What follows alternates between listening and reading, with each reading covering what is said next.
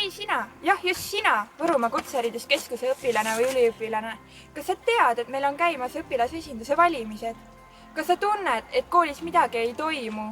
Kas sa arvad, et sinuga ei arvestata?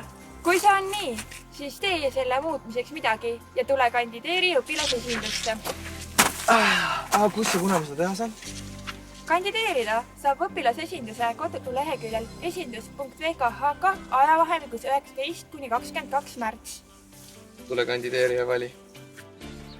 Samuti saab oma lemmiku poolt hääletada nii Tehnomaja aatriumis kui ka Peamaja foees 26. kuni 28. märtsini. Tule hääletama. Me vajame sind.